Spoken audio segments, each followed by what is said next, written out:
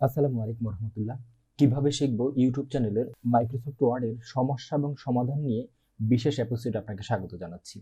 আজকের এপিসোডে আমরা দেখব মাইক্রোসফট ওয়ার্ডের যে ওয়ার্কিং এরিয়া অর্থাৎ পেজ, সেই পেজের মধ্যে যদি গ্রিড লাইনটা চলে আসে সেটাকে আমরা কিভাবে রিমুভ করব, অথবা আপনি যদি গ্রিড লাইনটা নিয়ে কাজ করতে চান তাহলে সেটাকে কিভাবে নিয়ে এসে কাজ করবেন।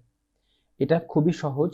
অনেক সময় দেখা গেছে আপনারা যদি ভুলভাল চাপ দিয়ে যদি এই গ্রিড লাইনটা চালু করেন, অনেকে হতাশ হয়ে যান, চিন্তা করেন, ভয় পান। আসলে এটা ভয় পাওয়ার কিছু নেই, খুব সহজ একটা সমাধান আছে।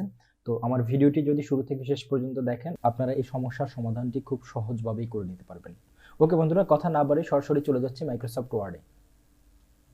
তো বন্ধুরা, আপনারা দেখতেই পাচ্ছেন আমি মাইক্রোসফট ওয়ার্ডের একটি ডকুমেন্ট এখানে ওপেন করেছি এবং সেই ডকুমেন্টের মধ্যে এই যে দেখেন ছোট ছোট গ্রিড লাইন বা দাগ টেবিলের মতন করা আছে।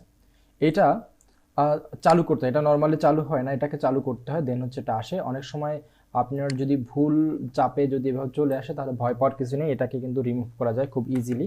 তো এটা আমরা কিভাবে রিমুভ করবো এবং এটা কোথায় থাকে, তো এটা হচ্ছে মাইক্রোসফট ওয়ার্ডের এই যে রিবন বারের মধ্যে ভিউ নামের যে মেনুটা আছে, এই মেনুর মধ্যেই মূলত গ্রিড লাইনটা আছে। এই যে দেখেন শো এরিয়ার মধ্যে, আমি যদি একটু জুম করে দেখাই, দেখেন এই যে শো এরিয়ার মধ্যে প্রথমত আছে রুলার, তারপর আছে কি গ্রিড লাইন।